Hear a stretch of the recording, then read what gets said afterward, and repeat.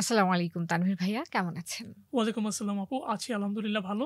আল্লাহর রহমতে। আপনি কেমন আছেন? আলহামদুলিল্লাহ আমিও ভালো আছি। আমাদের বিশ্বাসী পডকাস্টের আজকের এপিসোডে আপনাকে স্বাগত। ধন্যবাদ আপনাদের এই প্রোগ্রামে আমাকে ইনভাইট করার জন্য। আপনার পরিচয়টা আমি এর আগে একটু দিয়ে দিয়েছি। আমি চাচ্ছি আপনি নিজের পরিচয়টা নিজে একটু দিবেন। ধন্যবাদ। বেসিক্যালি আমি একজন আল্লাহ তাআলার বান্দা। যদি আমরা মানে স্টার্ট করে যদি বলতে চাই, শুরুতেই যদি বলতে চাই আমাদের পরিচয়, তো আমার পরিচয় যদি ওভাবে বলতে চাই আমি আল্লাহর একজন বান্দা। এবং তারপর যদি আমার ব্যক্তিগত পরিচয় আছে যেটা জাগতিক বা আমাদের এখন যেটা আমি পার্সোনাল সেটা যদি বলি সেক্ষেত্রে আমি একজন উদ্যোক্তা এবং হুম। আমার একটা এডটেক এজেন্সি আছে এবং নিজের একটা ই-কমার্স ব্র্যান্ড আছে। এবং এর থেকে মূলত আমি আমার স্টুডেন্টস বা যারা উদ্যোক্তা হতে চায় তাদেরকে নিয়ে আমি কাজ করছি বা তাদেরকে নিয়ে কাজ করা হচ্ছে। আপনার এই ডিজিটাল যাত্রার যে গল্পটা আমরা একটু সংক্ষেপে শুনতে চাচ্ছি। আ যদি একটু বলেন। আচ্ছা, শুরু থেকে যদি বলি তাহলে আমি বলব যে এই ডিজিটাল যাত্রার যে আ গল্প সেটা যদি হুম। বলি আমার যাত্রাটা কিভাবে শুরু হয়েছে সেক্ষেত্রে। তো আমি হচ্ছে নিজে বিভিন্ন ক্লায়েন্টের সার্ভিস দিতাম। তো আমি যখন জব করতাম তখনও দেখা গিয়েছে জবের পাশাপাশি আমি ক্লায়েন্টের সার্ভিস দিয়ে এসেছি। তো আমি চিন্তা করলাম যে একটা এজেন্সি ওয়াইজ তৈরি করা যায় যে তোমার ক্লায়েন্ট বেস আছে। তো হুম। সেটা নিয়ে মূলত ডিজিটাল যাত্রা .com এর যাত্রাটা শুরু। এখনের যুগে আমরা অনেকেই চিন্তা করি আসলে একটা ল্যাপটপ আর ইন্টারনেট ব্যবস্থা যদি আমার কাছে থাকে তাহলেই একজন উদ্যোক্তা হওয়া সম্ভব। আ বে এই বিষয়টা আপনি কিভাবে দেখেন একজন উদ্যোক্তা হিসেবে? ডেফিনিটলি আপনার ল্যাপটপ এবং একটি মোবাইল ফোন থাকলে তো আপনি একজন উদ্যোক্তা হতে পারবেন। বাট হুম। তার আগে অবশ্যই আপনাকে কিন্তু লার্নিং করতে হবে। Learning first. আপনি চিন্তা করে দেখেন আমরা কিন্তু সবাই চেষ্টা করি উদ্যোক্তা হতে এবং উদ্যোক্তা হয়ে আর্নিং করার জন্যে। এবং টাকা ইনকামের কথাটা আগে চিন্তা করি। কিন্তু আপনি যদি লার্নিং এর কথা চিন্তা করেন, লার্নিং এর এল যদি আপনি রিমুভ করে দেন আর্নিং হয়ে যায়। হুম। সো আপনাকে আগে লার্নিংটা করতে হবে, তারপর আপনি এলটা রিমুভ করে দিবেন, তারপর আপনি আর্নিং করতে পারবেন। যখন আপনি শুরুতে আর্নিং করবেন, আর্নিং করার চিন্তাটা চলে আসবে। হয়তো আর্নিং করবেন একটা সময় বাট সাস্টেইন করতে পারবেন না। আর ওই লার্নিংটা কিন্তু আপনার লাগবে, রাইট? সো ডেফিনিটলি আপনাকে লার্নিং লাগবে। ল্যাপটপ, মোবাইল থাকলে ইটস ওকে, নো প্রবলেম, আপনি সেটা দিয়ে শুরু করতে পারবেন। বাট থাকলেই যে হবে এমনটা না। আপনাকে প্রিপেয়ার্ড বা প্রিপারেশন নিতে হবে। প্রিপেয়ার্ডটা কিভাবে? ওই যে উদ্যোক্তা হতে হলে আপনাকে লার্নিং করতে হবে, শিখতে হবে, জানতে হবে বেশি, বেশি। এবং আপনি যদি দোকান খুলে দেন আজকে যদি আপনি একটা দোকান খুলে দেন, আপনি কিন্তু চাইলে একটা মুদির দোকান খুলতে পারেন বিভিন্ন জিনিসপত্র এনে। বাট ওই হুম। মুদির দোকানটা যে কেউ খুলে এটা করতে পারে বিজনেসটা। কিন্তু Facebook কিন্তু এরকম না যে আপনি বিজ্ঞাপন দিলেন আর সেল হয়ে গেল। ওটা কিন্তু মুদির দোকানের মতো না। ওই বিজনেসটাতে কিন্তু আপনার ডেফিনিটলি জানতে হবে কিভাবে Facebook এড কাজ করে, কিভাবে কাজ করে না, কোন ওয়েতে কাজ করে। আপনি উদ্যোক্তা হলে আপনার কি, কি সমস্যা হতে পারে। একটা প্রোডাক্ট পার্সেল করে যদি পাঠান সেটা কাস্টমার নাও নিতে পারে। ই-কমার্সের ক্ষেত্রে বলছি। যেকোনো ক্ষেত্রে হুম। কিন্তু আপনাকে লার্নিং এর মধ্য দিয়ে যেতে হবে, একটা এক্সপেরিয়েন্স এর মধ্য দিয়ে যেতে হবে। জার্নিটা আপনাকে করে তারপর এই জায়গায় আসতে হবে। দ্যাটস ইট আরকি। না, আমি আসলে জানতে চাচ্ছি আমাদের এই ডিজিটাল যুগে আমাদের যে কাজ করার মাইন্ডসেট সেটাকে আসলে আমাদের উদ্যোক্তা হওয়ার প্রত্যয় কিভাবে বদলে দিয়েছে বলে আপনি মনে করেন? দেখেন, ফার্স্ট অফ অল আমরা যখন আজ থেকে ১০ বা ২০ বছর আগের কথা যদি চিন্তা করি, আমরা চিন্তা করব কি যে একটা কোম্পানি বা একটা কিছু বিল্ড করতে গেলে আপনার নিজস্ব কিছু একটা যদি বিল্ড করতে চান, উদ্যোক্তা হতে চান বা আপনার যদি একটা বিজনেস করতে হয়, আপনাকে একটা বড় অফিস লাগবে, বড় ইনভেস্টমেন্ট লাগবে। হুম। সবকিছু একটা গুছানো একটা অফিস, অনেক টাকা পয়সার বিষয়। ওইটা আমরা চিন্তা করতাম একটা সময়। বাট এখন দেখেন বর্তমান সময়ে আপনি যেটা শুরুতে বললেন যে ল্যাপটপ আর ফোন, হ্যাঁ? এটার কারণে কিন্তু লার্নিং একসাথে ২ টা। তো সবকিছু মিলায় যখন আপনি স্টার্ট করতে পারবেন যেকোনো একটা বিজনেস, স্টার্টআপ হোক, নিজের একটা বিজনেস হোক, এজেন্সি হোক বা যেকোনো একটা কিছু আপনি যখন এস্টাবলিশ করতে যাবেন, দেখেন বিষয়টা তখন কি হবে? তখন কিন্তু শুরু করতে পারবেন এবং এখন আর এত আগের মতো এত টাকা পয়সা লাগে না। হুম। আপনি ধরেন আজকে Facebook এ একটা বিজ্ঞাপন দিলেন। ফর এক্সাম্পল $২ একটা বিজ্ঞাপন দিয়ে দেখলেন আপনি কিছু শাড়ি কিনে নিয়ে আসলেন অথবা কাপড় কিনে নিয়ে আসলেন, $২ এর বুস্টিং করে দিলেন। বা আপনি হিজাবের ভিডিও মেক করছেন। ধরেন আপনি রিল দিলেন। হিজাবের রিল দিতে থাকলেন ১০ টা, ২০ টা, ৫০ টা, ১০০ টা।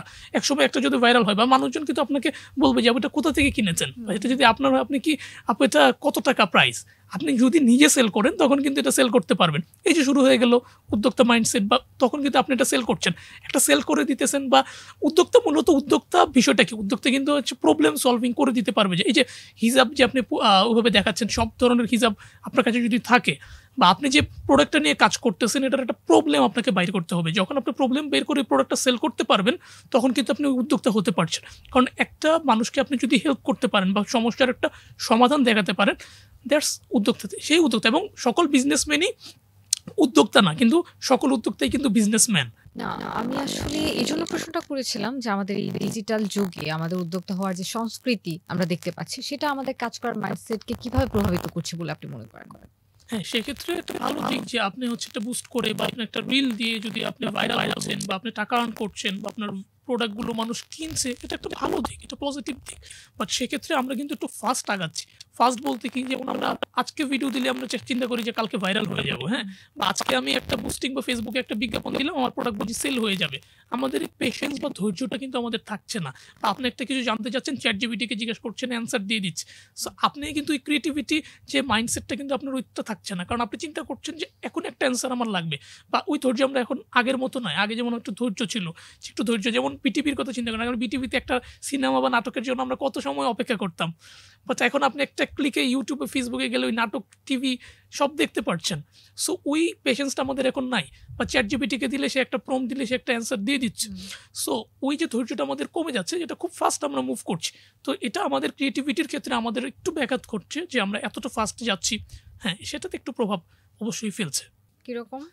দেখেন আপু, উদ্যোক্তারা কিন্তু বর্তমানে বেশি ক্রিয়েটিভিটির চাইতে তারা বেশি চেজিং করছে কিন্তু ভাইরালিটিতে, রাইট? যেমন ধরেন, আপনি যদি স্টার্ট আপ ওয়ার্ল্ডের কথাই ধরেন, তারা কিন্তু এখন অ্যাটেনশন ওয়ার্ল্ড হয়ে গিয়েছে।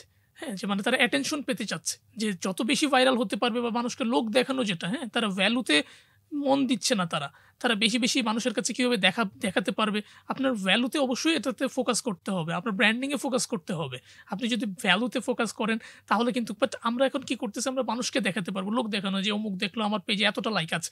বাট আপনি যদি বাইরের ক্লায়েন্টের কাজগুলো করেন, বা আমরা যদি এজেন্সি নিয়ে কাজ করি, আমরা বাইরের ক্লায়েন্টের কাজগুলো করে দিই, তারা দেখে না ফেসবুকে যে আপনার কয়টা লাইক আছে, তারা দেখে আমার কাজ, তারা দেখে আমার পোর্টফোলিও, আমি ক্লায়েন্টের কী কী কাজ করে দিয়েছি, ক্লায়েন্টের সার্ভিস। তো দেখেন, আপনাকে পোর্টফোলিওতে মনোযোগ দিতে হবে, আপনার কাজে মনোযোগ দিতে হবে, লার্নিংয়ে মনোযোগ দিতে হবে, পোর্টফোলিওতে। বাট আমরা ওই ভাইরাল হওয়ার চিন্তা করি, আমরা চিন্তা করি অ্যাটেনশন পাওয়ার, মানুষ বেশি বেশি আমাকে চিনবে। বাট এটা okay, fine, that's not bad, but আপনার জন্য এটা চিন্তা করতে হবে যে আপনার অ্যাটেনশন পাওয়ার চাইতে আপনাকে অবশ্যই আপনার ভ্যালুতে আপনি ফোকাস দিবেন। ভ্যালু বেসড যদি করতে পারেন, এটা আপনার ব্র্যান্ডের জন্য ভালো হবে আর কি। এই যে ফেসবুক, ইনস্টাগ্রাম বা সোশ্যাল মিডিয়া নিয়ে আমরা কাজ করছি, এই উদ্যোক্তার দুনিয়ায় বা কন্টেন্ট ক্রিয়েশনে এই সোশ্যাল মিডিয়া ব্লেসিং নাকি কিছুটা বার্ডেনও আছে বলে মনে করেন? দেখেন, এটা যদি আপনি ওভাবে চিন্তা করেন, তাহলে দুটারই কিন্তু পজিটিভ অ্যান্ড নেগেটিভ দুটাই বিদ্যমান, রাইট? সো আপনি কোন ওয়েতে ইউজ করছেন সেটা ডিপেন্ড করছে। Social media just an amplifier, এটা একটা এমপ্লিফায়ার। আপনি সেটা কিভাবে ইউজ করবেন, খারাপ কাজে ব্যবহার করবেন না ভালো কাজে ব্যবহার করবেন, সেটা ডিপেন্ড করছে আপনার উপর। আরেকটা বিষয় যেটা উদ্যোক্তাদের ক্ষেত্রে, আপনাকে ডেফিনেটলি প্রোডাক্টে ফোকাস দিতে হবে। প্রোডাক্ট যদি ভালো হয় তাহলে সেটা আপনাকে উড়িয়ে দিবে। আর যদি আপনার প্রোডাক্ট যদি ভালো না হয়, বা যদি আপনি ভ্যালু না দিতে পারেন, বা যদি আপনার হাইপ ক্রিয়েট করেন, বাট প্রোডাক্ট ভালো না, হাইপ ক্রিয়েট করেন, সেটা আপনাকে এক্সপোজও করে দিতে পারে। দেখেন, একটা ইন্টারেস্টিং থিং হলো এক্ষেত্রে, যদি আমি বলি, একটা ইন্টারেস্টিং বিষয় হলো যে এখন কিন্তু আপনার প্রোডাক্টের সাথে শুধু প্রোডাক্ট সেল করলেই হয় না, প্রোডাক্টের সাথে আপনার পার্সোনাল ব্র্যান্ডিংও বেচতে হয়। সেটা কীভাবে, যেমন আপনি হচ্ছে যেটাই এখন দেখেন, ফাউন্ডাররা কিন্তু ম্যাক্সিমামই আপনার উদ্যোক্তা যারা ফাউন্ডার, তাদের দেখবেন, আমি যদি একটু বলি প্রিমিয়াম ফুডসের কথা বলি, হ্যাঁ, সো পপি আপু, আপনি প্রিমিয়াম ফুডসকে হয়তো চিনবেন, বা ঘরের বাজারের কথা বললি, হ্যাঁ, তো তাদেরকে কিন্তু আপনার পার্সোনাল ব্র্যান্ডিং হিসেবে চিনেন। সো আগে তাদেরকে পার্সোনাল ব্র্যান্ড বিল্ড করেছে বা পার্সোনাল ব্র্যান্ড হিসেবে চিনতেন। হ্যাঁ, ফর এক্সাম্পল খালিদ ফারহান, তার এজেন্সির আগে আপনি খালিদ ফারহানকে চিনেন। সো এরকম আরও যারা ফাউন্ডার আছে, তাদেরকে কিন্তু আপনি আগে চিনেছেন। সো ফাউন্ডারদের আপনারা আগে চিনেন, দেন আপনারা ব্র্যান্ডদের চিনছেন। তো ডেফিনেটলি কিন্তু ব্র্যান্ডিংয়ে আপনাকে, বা আপনার পার্সোনাল ব্র্যান্ডিংয়ে আপনাকে ফোকাস দিতে এবং পার্সোনাল ব্র্যান্ডিং বেচতে হবে। তখন যেয়ে কিন্তু আপনি একটা ভালো রেজাল্ট পাবেন, বা এটা এখন বর্তমান সময়ে বিষয় মোস্ট ইম্পর্ট্যান্ট একটা বিষয় হয়ে দাঁড়িয়েছে। মানে আগে ফাউন্ডারদের একটা ক্যামেরার লজ্জা ছিল বা ক্যামেরা ভীতি ছিল, বাট এখন ফাউন্ডাররা নিজেরাই ইনফ্লুয়েন্সার। এক্স্যাক্টলি, কারণ আপনি যদি অ্যাজ এ ইনফ্লুয়েন্সার, আপনার কিন্তু ডেফিনেটলি চিন্তা করতে হবে যে আপনি যখন একটা প্রোডাক্ট সেল করছেন, একটা মানুষের কাছ থেকে প্রোডাক্ট কিনলে মানুষ কিনবে, নাকি জাস্ট অন্য কেউ একজন প্রোডাক্টটা সেল করছে এটা কিনবে, নাকি ধরেন যে এটার ফাউন্ডার, সে যদি তার প্রোডাক্ট নিয়ে কথা বলে, তার প্রোডাক্টের কথা বলে, মানুষ কিন্তু বেশি ট্রাস্ট করবে যে না, তার প্রোডাক্ট, তার মানে একটা পার্সোনাল আছে, তার সেই পার্সোনাল ব্র্যান্ড আছে, তার সে নিজে একটা ব্যক্তি, তো সে তো ডেফিনেটলি খারাপ হতে পারবে না। সো সেক্ষেত্রে আপনি যখন উদ্যোক্তা হচ্ছেন, ছোট বা বড় উদ্যোক্তা, ম্যাক্সিমাম এখন যত বড় উদ্যোক্তাই হোক না কেন, তারা কিন্তু ক্যামেরার সামনে চলে আসছে, বা তারা সেই ইয়াটা ফেস করে, বা অ্যাজ এ ইনফ্লুয়েন্সার হিসেবে শুরু করেও তারা এখন কিন্তু বড় উদ্যোক্তা। অনেক এক্সাম্পল আছে বর্তমান বাংলাদেশি। সো এটা ভালো দিক, এটা করা প্রয়োজন প্রত্যেকেরই, যে ফাউন্ডার হওয়ার আগে উদ্যোক্তার ক্ষেত্রে, সেক্ষেত্রে ইনফ্লুয়েন্সার মার্কেটিং, নিজে একজন ইনফ্লুয়েন্সার এবং নিজে একজন উদ্যোক্তা, founder, what ever it is. For example, আমি যদি আপনাকে বলি, আমার একজন ক্লায়েন্ট যে একটা বিজ্ঞাপন দিয়েছিল normal as it is, just কিছু ভিডিও মেক করে, সে তার ওইখান থেকে খুব বেশি সেল সে করতে পারে না। বাট সেম একই ক্লায়েন্ট, সে যখন একটা স্টোরি টেলিং বা একটা গল্প বলেছে, একটা গল্প মানুষের কাছে কিন্তু গল্পগুলা মানুষের কাছে থাকে, হ্যাঁ? গল্পগুলা মানুষের মনে থেকে যায়, হ্যাঁ? সো এই গল্পগুলো যখন মানুষ শুনে বা গল্পগুলো যখন মানুষ দেখে, তখন যখন আপনি ধরেন বিজ্ঞাপনের কথাই বললেন যে আপনি যদি আরসি কলার বিজ্ঞাপন বলেন যে, "ভাই সাব খবর একখান, খবর একখান" একটা গান আছে যেটা দেখলে আমাদের এখন কিন্তু মনে পড়ে। ওই গানটা এখনো শুনলে আমরা ওই ঈদের ভাইবসটা পাই। ওটা একটা গল্প যে ওখানে আপনার হচ্ছে আরসি কলা নিয়ে যাচ্ছে, গরু যাচ্ছে। সো ওটা দেখলে আমাদের সেই কুরবানিদের কথা মনে হয়। সো ওই জিনিসগুলোকে একটা গল্প। এটা আমি আগের কথা বলি বা বর্তমানের কথা বলি, ঘরের বাজারের কথা বলি বা যাই বলি বা যারাই স্টার্ট করছে, যারাই করছে আপনি দেখবেন একটা গল্প আছে। গল্প আপনার মনে থাকে বেশিক্ষণ। স্টার্টআপ, উদ্যোক্তা সব ক্ষেত্রে ওই গল্পটা ডিপেন্ড করে। আর বেশিরভাগ ক্ষেত্রে দেখেন ফাউন্ডার বলেন, তারা কিন্তু এখন পডকাস্ট বা ফেসবুকে ফেসবুক বা LinkedIn এর কথা বলেন, LinkedIn পোস্ট এগুলোতে কিন্তু তারা হচ্ছে বিভিন্ন জায়গায় কিন্তু তারা ন্যারেটিভ বানাচ্ছে। সো ডেফিনিটলি আপনাকে ওই জায়গায় ফোকাস দিতে হবে। ওই স্কিলে যদি আপনি ফোকাস দিতে পারেন বা আপনি এক্সাম্পল যদি এই সকল ব্র্যান্ডগুলোর কথাও চিন্তা করে দেখেন, একটা স্টোরি আছে, একটা গল্প আছে। এই যে কনটেন্ট ড্রিভেন ওয়ার্ল্ড, এখানে স্টার্টআপদের বা উদ্যোক্তাদের চাপ সৃষ্টি করছে নাকি তাদের সহযোগিতা করছে বলে আপনার মনে হয়? দেখুন এক্ষেত্রে ২ টা দিকই আছে। ভালো দিকও, খারাপ দিকও। এক্ষেত্রে কিন্তু ট্রান্সপারেন্সি বেড়েছে, একই সাথে কিন্তু প্রেশার বেড়েছে। হ্যাঁ? তাদের হচ্ছে কনস্ট্যান্ট এক্সপোজার এর জন্য এটা প্রেশারটা বেড়ে গিয়েছে, রাইট? সো এই জিনিসটা কিন্তু আপনাকে মেন্টালি ড্রেইন করে দেয়, রাইট? সো ২ টা দিকই আছে, বাট ট্রান্সপারেন্সি গুড। সবাই মানুষ আপনাকে চিনে জানে, আপনার স্বচ্ছতা আপনি দেখতে পারতেছে যে আপনার সম্পর্কে জানতে পারতেছে। তো দ্যাটস ইট আসলে। বাট ওই যে মেন্টালি ড্রেইন করে দেয়। আজকের যুগে একজন নতুন উদ্যোক্তার সবচেয়ে বড় চ্যালেঞ্জ কোনটা বলে আপনার মনে হয়? বেসিক্যালি যদি আপনি চিন্তা করেন, দেখুন এটা কিন্তু একটা ডিস্ট্রাকশনের যুগ। কিভাবে? ধরুন আপনি একটা Facebook এখন হাতে নিলেন, আপনি একটা কাজ করবেন, পড়ে আছে কাজ আপনার, হ্যাঁ? আপনি একজন উদ্যোক্তা বা এন্টারপ্রেনিউর হয়ে আপনার এই কাজগুলো আজকে করতে হবে বা আপনার টিম লিড দিতে হবে। আপনি ফেসবুকটা নিয়ে বসলেন, স্ক্রল করা শুরু করলেন। ১ ঘন্টার জায়গায় ৫ ঘন্টা কিন্তু আপনি স্ক্রল করে ফেলছেন, রাইট? সো এই যে ডিস্ট্রাকশনটা হয়ে যাচ্ছে, এটা আমাদের কিন্তু পেশেন্সটাকেও নষ্ট করে দিচ্ছে এবং পেশেন্সটা সবচেয়ে বড় একটা স্কিল, যে আপনার ওই ধৈর্যটা আছে কিনা, যে আমরা এবং রিলটা কি করতেছে, ফেসবুকের অ্যালগরিদম কিভাবে সাজানো আছে, এভাবে সাজানো আছে আপনি যখন যাবেন, আপনি যেটা পছন্দ করেন সেটাই কিন্তু আপনাকে দেখায়। আপনি চিন্তা করলেন ৫ মিনিট আমি ৫ মিনিটের জন্য হয়তোবা ইউজ করব। ৫০ মিনিট ইউজ করছেন। কারণ অ্যালগরিদম ওভাবেই ডিজাইন করা আছে যে আপনি যখন একটার পর একটা যাবেন, আপনি যেটা পছন্দ করেন ১০ মিনিট পরে আপনার কোনটা দেখলে ভাল লাগবে বা ওই ভিডিওর পরে কোন ভিডিওটা দেখলে ভাল লাগবে আপনার, এই পোস্টের পর কোন পোস্টটা, এই পোস্টের পর হয়তো একটা নিউজ দেখলে ভাল লাগবে, বা আপনি যখন ঢুকছেন পজিটিভ নিউজ কিন্তু পাবেন না। ওই জায়গায় আগুন লাগছে, ওই জায়গায় সেটা হইছে। কা মানে একটা না একটা কিন্তু ব্যাড নিউজ আপনি দেখবেন। ডিস্ট্রাকশন হয়ে যাচ্ছেন। আপনি ফোকাস হারায় ফেলতেছেন। এই ব্যবসার তাহলে খারাপ অবস্থা, বা একজন সাকসেস করছে। আপনি ওটা দেখে কিন্তু আরো ডিস্ট্রাকশন হয়ে যাচ্ছেন। আপনার ওই পেশেন্সটা থাকে না যে আমি ধৈর্য, বা দেখেন ১ মিনিটের একটা রিল করে দিয়েছে Facebook, সবার আগে করলো TikTok, ফেসবুকে রিলস, ইউটিউবে শর্টস, প্রত্যেকটা কিন্তু ১ মিনিট ৩০ সেকেন্ড। এই জিনিসটা করাতে কিন্তু দেখেন আমাদের ওই পেশেন্সটা অনেক বেশি কমে গিয়েছে। আমরা বেশিক্ষণ একটা জিনিস দেখতে পারি না, বেশিক্ষণ একটা ভিডিও দেখতে পারি না, সিনেমা মুভি দেখতে পারি না। কারণ আমরা একটার পর একটা স্ক্রল করি, একটু পর বাচ্চাদের ক্ষেত্রে এটা বেশি হচ্ছে। ছোট বাচ্চারা বেশি রিল দেখে, তো তাদের দেখবেন যে পড়াশোনায় মনোযোগ নাই তারা। সো আপনি উদ্যোক্তা বলেন, স্টার্টআপ বলেন, যাই বলেন না কেন, আপনাকে ওই পেশেন্স স্কিলটাই আপনার রাখতে হবে। ওই স্কিলটা যদি আপনি ডেভেলপ করতে পারেন, মেইনটেইন করতে পারেন, দ্যাটস ইট, এবং এটা বেটার হবে আপনার বিজনেসের ক্ষেত্রে। আজকের তরুণ প্রজন্মের অনেকের স্বপ্ন স্টার্টআপ শুরু করে নেক্সট বিগ থিং করবে, যার ফলে একটা নতুন দুনিয়া তৈরি হয়েছে। সকালে উঠো, ফোন স্ক্রল করো, মেসেজ চেক করো, নতুন কি আপডেট থাকে সেই সাথে মিটিং, পিচিং, মানে যেভাবে হোক প্রোডাক্টিভিটি বাড়ানোর একটা দৌড়। এই যে সারাদিন আমরা তাড়াহুড়োর একটা সংস্কৃতির ভিতর দিয়ে যাই, এটা আসলে আপনাকে একজন মুসলিম উদ্যোক্তা হিসেবে কিভাবে প্রভাবিত করে? দেখুন, সেক্ষেত্রে আমাদের মধ্যে বর্তমান সময়ে একটা হাসেল কালচার বিদ্যমান হয়েছে। যে ২৪ ঘন্টায় সারাদিন কাজ করো, ঘুম একটা দুর্বলতা। যে বাট ঘুমটা যে কতটা জরুরি, এটা কিন্তু খুব ইম্পোর্টেন্ট আমাদের ঘুম। সো এবং আমরা যদি চিন্তা করি, দেখেন আমাদের প্রফেট মুহাম্মদ সাল্লাল্লাহু আলাইহি ওয়াসাল্লামও কিন্তু একজন ব্যবসায়ী ছিলেন।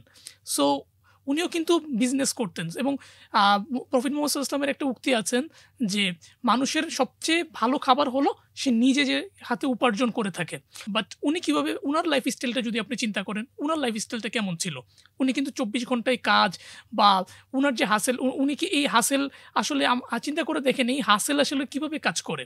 যে এটি আসলে আপনার প্রচেষ্টা বা ধারাবাহিকতা এবং আপনার উদ্যমের প্রতীক অ্যাকচুয়ালি, হ্যাঁ? এটা আমাদের একটা পাওয়ার, এবং একই সাথে ইসলাম এই যে মানসিকতাকে উৎসাহিত করে, এবং এজন্যই নবী সাল্লাল্লাহু আলাইহি ওয়াসাল্লাম কিন্তু বলেছেন, মানুষ সবচেয়ে ভালো খাবার হলো মানুষের সেটা যেটা সে নিজের হাতে উপার্জন করে, রাইট? সো এটা থেকে আমরা বুঝতে পারি আমাদের ওই হালাল হাসেলের মধ্যে থাকতে হবে। হালাল হেসেল, সেটা কিরকম? হালাল হাসিল হলো আপনার স্বপ্নের পেছনে ছুটতে গিয়ে একজন মুসলিম হিসেবে পথভ্রষ্ট না হওয়া। আপনি হয়তো ৫ ওয়াক্ত নামাজ পড়েন, কিন্তু হাসিলে পরে আপনার নামাজ হয়তো এবং আপনার নামাজ যেন ছুটে না যায়। হ্যাঁ? আপনি হয়তো হারাম কোনো খাবার খান না, কিন্তু একটা বিদেশি ক্লায়েন্টের সাথে বসে আপনি খাবার টেবিলে বসে এবং সেটা যেন ভুলে না যান যে আপনি একজন মুসলিম। হ্যাঁ? এবং ডিলের ক্ষেত্রে সবসময় চেষ্টা করবেন অনেস্ট এবং ট্রান্সপারেন্ট থাকা। দেখুন, একটা হারাম ডিল আপনাকে হয়তো একদিনে ১০ লাখ টাকা এনে দিতে পারে, কিন্তু হালাল আয় আপনার জীবনে শক্তি দিবে এবং একই সাথে হালাল money grows slow but it stays pure.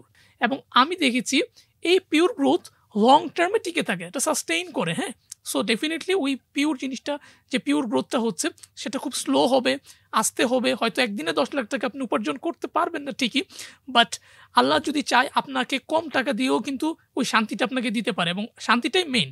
আপনি যেহেতু একটা ই-কমার্স এডটেক চালাচ্ছেন, তাহলে ফার্স্ট হ্যান্ড আপনার কি এই ব্যাপারটা হয়তো বুঝেও থাকতে পারেন। আসলে আমি বোঝাতে চাচ্ছি, কখনো কি মনে হয় হালাল থাকা মানে একটু ধীর হওয়া, মানে শর্টকাট না নেওয়ার কারণে পিছিয়ে পড়ার ভয়? দেখুন, আমরা কিন্তু সেক্ষেত্রে যদি আমরা চিন্তা করি, আমরা অনেক ফাস্ট মুভিং হয়ে গিয়েছি। আমরা একটু চিন্তা করি যে আমাদের একটু দ্রুত যেতে হবে, হ্যাঁ? খুব ফাস্ট যেতে হবে।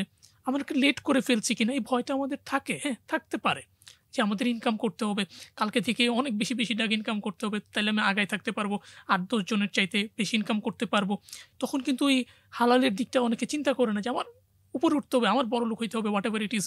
সো ওই দিকটার কথা চিন্তা করে কিন্তু আপনি দেখেন অনেক বেশি ফাস্ট মুভিং সবকিছু। বাট আমরা ওই লেট হয়ে যায় বা লেট, ওই কথাটা আমরা চিন্তা করি যে লেট করবো কিনা। আপনার অ্যাজ এ মুসলিম এন্টারপ্রেনিউর আপনার কিন্তু চিন্তা করতে হবে যে আমাকে সবার আগে আমাকে ধীর চলা। এবং আপনি যদি পবিত্র কোরআন শরীফের কথা যদি বলেন, এখানেও কিন্তু বারবারই আল্লাহ সুবহানাহু ওয়া তাআলা বলেছেন যে তোমরা ধীর হও বা তোমরা হচ্ছে ধৈর্য ধারণ করো। হ্যাঁ, বিপদ তোমরা ধৈর্য ধারণ করবা। সো এগুলো কিন্তু আমাদের হাদিস বলেন, কোরআন বলেন। এবং আমি যদি রাসূল পাক সাল্লাল্লাহু আলাইহি ওয়াসাল্লাম, প্রফেট মুহাম্মদ সাল্লাল্লাহু আলাইহি ওয়াসাল্লামের একটা হাদিসও কোট করি। রাসূল পাক সাল্লাল্লাহু আলাইহি ওয়াসাল্লাম কিন্তু বলেছেন যে সত্যবাদী ও আমানতদার ব্যবসায়ী কিয়ামতের দিন নবী, সিদ্দিক ও শহীদদের সঙ্গে থাকবেন। সো এই হাদিস থেকে আমরা কি বুঝতে পারি? যে আপনাকে অবশ্যই আস্তে যাইতে হবে। আপনাকে অবশ্যই ওই কোরআন সুন্নাহর আলোকেও যদি আপনি চিন্তা ভাবনা করেন, আপনাকে আস্তে যাইতে হবে এবং আপনাকে হালাল পথে থাকতে হবে। হালাল পথে থাকলে আপনি ধীর চলবেন। আপনি আস্তে ইনকাম করার চিন্তা করেন। আপনার একদমই আজকে বড়লোক হয়ে যেতে হবে, কালকে বড়লোক হয়ে যেতে হবে, এরকম না। এবং আমরা যখন বিজনেস স্টার্ট করি, আমরা ভয় পাই যে বিজনেসে যদি আমরা লস করি বা আমরা একদিন লস করে আমরা পরের দিন সব ছেড়ে দেই। সো ওইভাবে চিন্তা করলে হবে না। আপনাকে ওই ধীর আস্তে যাইতে হবে। আপনাকে হালাল পথে ইনকাম করতে হবে। বা আমরা হয়তো টাকা কম হচ্ছে চিন্তা করে আমরা হারামে হয়তো চলে যেতে পারি। ব্যবসা বলেন, যাই বলেন, what ever it is. So ওই ক্ষেত্রে আপনাকে চিন্তা করতে হবে যে আমাদের কুরআন সুন্নাহর আলোকে যদি আপনি চিন্তা করেন, আপনার জীবনটা কিন্তু অনেক বেশি সুন্দর হয়ে যাবে। কিন্তু গতিও তো একটা গুরুত্বপূর্ণ বিষয়। ইউ আর রাইট, ডেফিনিটলি গতি তো অবশ্যই এটা ম্যাটার করছে। বাট একই সাথে এই আমরা দেখুন, আপনি যদি চিন্তা করেন, হাসেল মিনস কিন্তু আপনার কেওয়াস লাইফ, যে আপনার মিটিং, ডেডলাইন, ইনভেস্টরদের কল, সব কিছু টাইম মেনটেন করা, আপনার কিন্তু খুব দ্রুত ফাস্ট ফরওয়ার্ডিং। সো এক্ষেত্রে যদি আপনি চিন্তা করে দেখেন, সব কিছু ওকে ফাইন, কিন্তু আপনার এই স্পিড বা গতিটা, এটা আপনার স্মুথ হচ্ছে কিনা, হ্যাঁ, আপনার যদি করছেন এটা পারফেক্ট হচ্ছে কিনা বা আপনি স্মুথলি করছেন কিনা। সো এটাও কিন্তু ডিপেন্ড করছে, এটা ম্যাটার করে না যে আপনি শুধু কাজই করে যাবেন, ডেডলাইন সব কিছু, এবং এটা যদি আপনি স্মুথলি করতে পারেন, পারফেক্টলি করতে পারেন, সুন্দরভাবে গুছিয়ে করতে পারেন, সেটা অবশ্যই ম্যাটার করে। মানে শুধু এগিয়ে যাওয়া না, হালালভাবে এগিয়ে যাওয়া।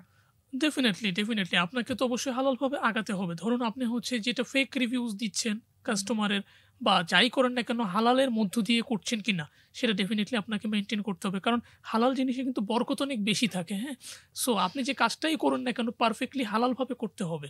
যে অ্যাজ এ এন্টারপ্রেনারশিপ ওর আপনি যেটাই করছেন, আপনাকে ওই হালাল মেনটেন করেই কিন্তু আপনাকে সব কিছুকে নিয়ে কাজ করতে হবে, মিলিয়ে কাজ করতে হবে। ধরুন আপনি একটা বিজনেস স্টার্ট করলেন, সেই বিজনেসে আপনাকে অবশ্যই আপনি যে প্রোডাক্ট নিয়ে কাজ করতেছেন, সেই প্রোডাক্টটা কাস্টমারের যে দিচ্ছেন সেটা ভালো কিনা সেটা যাচাই করে দেওয়া।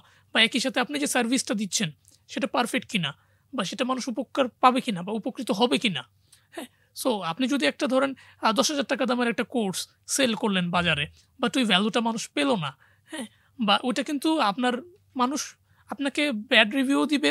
দেখেন, হালাল জিনিস যদি আপনি থাকেন, সেটা হালালে সব কিছু বরকতও বেশি এবং মানুষও খুশি হয় এবং এটা সবসময় আমাদের আমরা যে কাজই করি না কেন আমাদের সবসময় চিন্তা করতে হবে একটা পারপাস। আল্লাহ সুবহানাহু ওয়া তাআলা কিন্তু আমাদের এই পৃথিবীতে পাঠিয়েছে একটা পারপাসে। উদ্দেশ্য কি? আল্লাহর ইবাদত করা। এখন আপনি আল্লাহর ইবাদত করছেন, ওকে ফাইন। আবার আপনি আল্লাহর ইবাদত করছেন, একই সাথে আপনিও বিজনেসে একটা এমন কিছু করছেন যেটা মানুষের জন্য উপকার হচ্ছে না, অপকার হচ্ছে। এটা যদি আপনি চিন্তা করেন যে আমি উপকার করব মানুষের আমার এই ব্যবসার মাধ্যমে অ্যাজ এ এন্টারপ্রেনার, সো ওই ব্যবসার মাধ্যমে যদি আপনি মানুষকে উপকার করেন, সো আল্লাহ সুবহানাহু ওয়া তাআলার যে পারপাস আপনাকে পৃথিবীতে পাঠানোর, আল্লাহ সুবহানাহু ওয়া তাআলার ইবাদত করা এবং মানুষের উপকার করা, সেটাও কিন্তু হয়ে যাচ্ছে। আপনি মানুষকে হেল্প করছেন, উপকার করছেন। সো আপনার যে ব্যবসাই করেন না কেন আপনার ওই পারপাসটা যেন মানুষকে হেল্প করা হয় তা, এবং একই সাথে ওইটা যেন হালাল হয়, হালাল হাসিল। আপনি যে দৌড়াদৌড়ি করছেন, সবকিছু করছেন, ওইটা যদি হালাল না থাকে তাহলে আপনার ব্যবসায়ও বরকত দিবে না, একই সাথে আপনি নিজেও উপকৃতও হবেন না, মানুষও আপনাকে ভালো চোখে দেখবে না বা খারাপ রিভিউ দিবে। দেখুন আমরা সবাই ইমপ্রেশনের পেছনে ছুটে যাই বা আমরা ইমপ্রেস করতে চাই, কিন্তু ইমপ্রেশনের পিছনে ছুটে যেয়ে কিন্তু আমরা ইমপ্যাক্টের দিকে ফলো করি না। আমি সবসময় চেষ্টা করি ইমপ্যাক্টের দিকে নজর দিতে। তখনই কিন্তু ওই মানুষ ওই ইমপ্যাক্ট যখন পাবে তখন এটা ফ্রুটফুল হবে। আদারওয়াইজ যখন ইমপ্রেশনের পিছনে ছুটবে বা ছুটবেন, সেই মানুষ ইমপ্রেসড স্ক্রল করে আপনাকে দেখে চলে যাবে। কিন্তু যদি ইমপ্যাক্ট ফালাতে পারেন, ফর এক্সাম্পল স্টোরি টেলিং এর কথাই যদি বলি, ওটা মানুষের মনে গেঁথে যায় বা আপনার ইমপ্যাক্ট ফেলছে। কিন্তু আপনি যদি জাস্ট হাইপ ক্রিয়েট করেন, হাইপ তুলে ধরেন, ভাইরাল হতে হবে, কিছু একটা দেখায় ভাইরাল হতে থাকে। দেখেন আপনি অনেক যারা ভাইরাল হয়েছে, আপনি সবাইকে কি আপনার মনে আছে যারা একসময় ভাইরাল হয়েছিল? বাট যারা ভাইরাল না, যারা অ্যাকচুয়ালি ইমপ্যাক্ট এনেছে সোসাইটিতে, আমরা কিন্তু তাদেরকে আজীবন মনে রাখি বা মনে রাখবো বা রাখছি। ডেফিনেটলি ইমপ্যাক্ট একটা বড় বিষয়, যেটা আপনার ইমপ্রেশনের পিছনে না ছুটে আমাদের ইমপ্যাক্টের পিছনে ছুটতে হবে, যেন আমরা ইমপ্যাক্ট ফেলতে পারি সোসাইটিতে হোক, মানুষের কাছে হোক, অ্যাজ এ এন্টারপ্রেনার হেল্প করে হোক, মানুষকে উপকার করে হোক, যে কোনো ক্ষেত্রেই কিন্তু আমাদের এটাতে ফোকাস করা উচিত, ইমপ্যাক্ট নট ইমপ্রেশন। ভাইয়া এবার একটু ভিন্ন প্রসঙ্গে যাই। আমাদের জীবন তো একটা তথ্যের সাগর বলা চলে। আমরা ঘুমাতে যাওয়ার আগেও ফোন স্ক্রল করছি, ঘুম থেকে উঠেও স্ক্রল করছি। মানে সারাদিন এই যে এত তথ্য আমরা আমাদের চারপাশে দেখতে পাচ্ছি, এতে কি আমরা কোনোভাবে জ্ঞান বৃদ্ধি করছি বলে মনে হয়? নাকি আসলে বিভ্রান্তিতে পড়ছি? দেখুন এটাকে বলতে পারেন আপনি for example data traffic jam হিসেবেও বলতে পারেন। কারণ আপনি এত নলেজ নিচ্ছেন ভাই, কোনটা শিখবেন আপনি? হুম। আপনি তো ভুলে যাচ্ছেন। আপনি ৫ মিনিট বা ১০ মিনিট যদি ফেসবুক ইউজ করেন, আমি যদি আপনাকে জিজ্ঞেস করি এই ১০-২০ মিনিট আপনি ফেসবুকে কি করেছেন? আপনি কিন্তু বলতে পারবেন না সেটার উত্তর।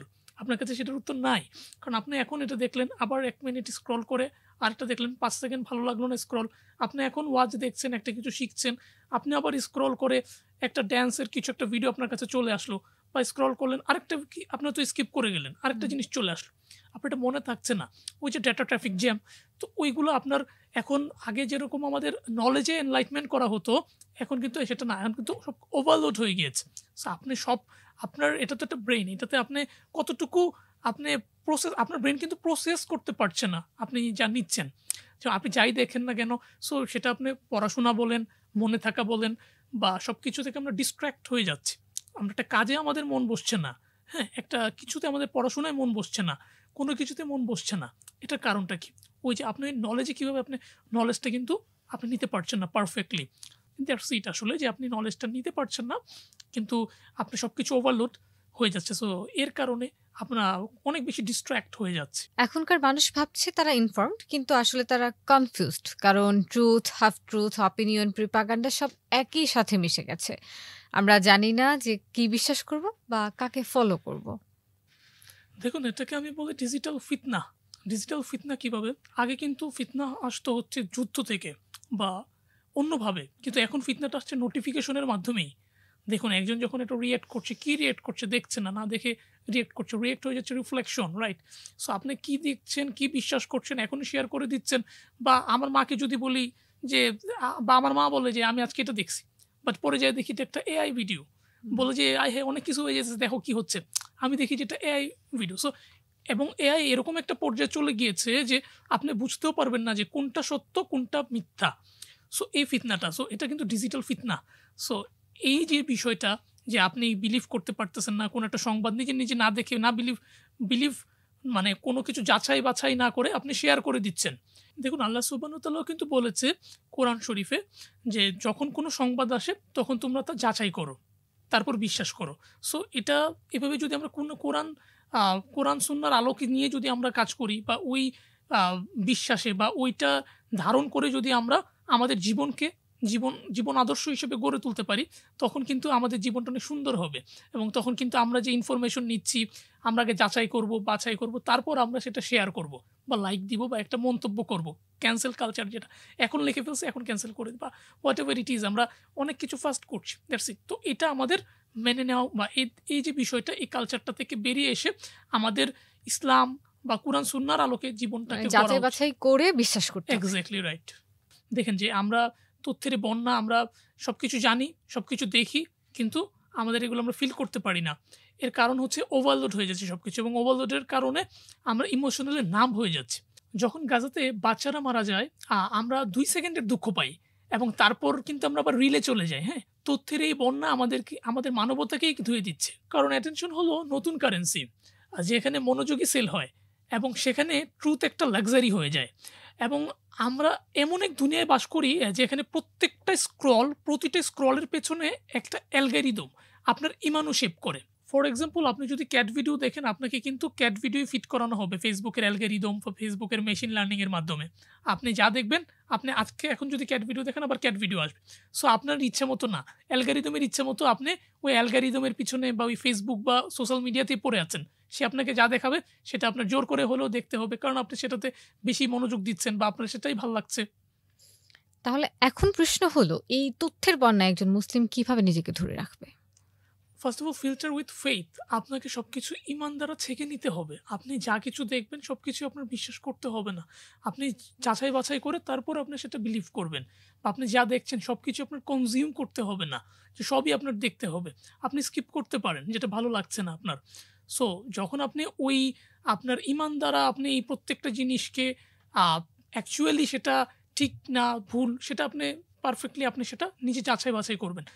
এবং অ্যানাদার পয়েন্ট ইজ, আপনি যখন ডিস্ট্র্যাক্ট হয়ে যাচ্ছেন, আপনি কোরআন শরীফ পড়তে পারেন। হ্যাঁ, বা যারা 5 ওয়াক্ত নামাজ পড়ে রেগুলার, তারা কিন্তু এই ডিস্ট্রাকশনটা অত বেশি হয় না। যে সারাদিন যারা রিল দেখছেন, আপনি ডিস্ট্রাকশন হচ্ছেন যে একটা রিল 1 সেকেন্ড 30 সেকেন্ড পর আপনি স্ক্রল করে চলে যাচ্ছেন, রাইট? সো আপনি যখন নামাজটা পড়ছেন, আপনার মনোযোগটা পূর্ণ মনোযোগ নামাজে থাকে। সো যারা 5 ওয়াক্ত নামাজ পড়ে তাদের ওই মনোযোগটা কিন্তু বৃদ্ধি পায়।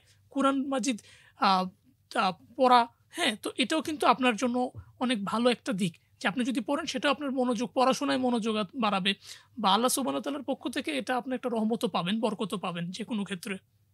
এবার আবার একটু আলোচনার পেছনে চলে যাব। আপনার কাছে আমার প্রশ্ন, এই যে উদ্যোক্তাদের জগৎ, এখানে আসলে সাকসেস মানে আপনার কাছে কি? দেখুন, সাকসেস মানে আমার কাছে শুধুমাত্র প্রফিট না, এটা একটা পারপাস, যে আপনি কোন পারপাসে আপনি কাজ করছেন, আপনার পারপাসটা সহি কিনা, হ্যাঁ, সেটা ডিপেন্ড করছে। এবং একই সাথে আল্লাহ সুবহানাহু ওয়া তাআলা সন্তুষ্টি আছে কিনা এটাতে। আপনি যে কাজই করুন না কেন, ওই পারপাসটা আপনার পারফেক্ট কিনা, ক্লিয়ার কিনা। আজকাল সবাই বলে গ্রো ফাস্ট, কিন্তু আমি বলি যে গ্রো ক্লিন। কারণ ভাইরাল হওয়া মানে মূলত যে আপনার মূল্যবান হওয়া না, আপনার গ্রো ক্লিন মানে হচ্ছে যে আপনি যেন সফল হন, কিন্তু নিজের আত্মাকে ময়লা না করে। হ্যাঁ, আপনি যেন টাকা পান কিন্তু সেটা বরকত না হারান। আপনি যেন ব্র্যান্ড বিল্ড করেন, কিন্তু সেটা যেন আপনার ক্যারেক্টারকে না হারিয়ে। কারণ একজন মুসলিম এন্টারপ্রেনার যখন বিজনেস করে, তার লক্ষ্য শুধু মার্কেট ডমিনেশন না, বরং আখিরাতের প্রিপারেশন নেওয়া। হ্যাঁ, এখন আপনি যখন আপনার কাজের মধ্য দিয়ে ঠিক থাকবেন, তখনই কিন্তু আপনি অর্ডিনারি একটা স্টার্ট আপ ওর এন্টারপ্রেনার হয়ে উঠতে পারবেন। এবং এটাও এক ধরনের ইবাদত। যদি আপনি আপনার পারপাস সব একদম ভালো সহি নিয়তে থাকে, তখন এটাই আপনার একটা ইবাদত। সুবহানাল্লাহ। মানে ব্যবসা আর ইবাদত দুটো আলাদা জিনিস না, একই রাস্তার দুটো দিক। এক্স্যাক্টলি। তানভীর ভাইয়া, অসংখ্য ধন্যবাদ আপনাকে আমাদের বিশ্বাসী পডকাস্টে সময় দেওয়ার জন্য। ইনশাআল্লাহ পরবর্তী এপিসোডে আবার কথা হবে। আপনাকেও ধন্যবাদ। ধন্যবাদ দর্শক, এতক্ষণ সঙ্গে থাকার জন্য। পরবর্তী এপিসোডে সঙ্গে থাকার আমন্ত্রণ জানিয়ে শেষ করছি এখানেই। আল্লাহ হাফেজ।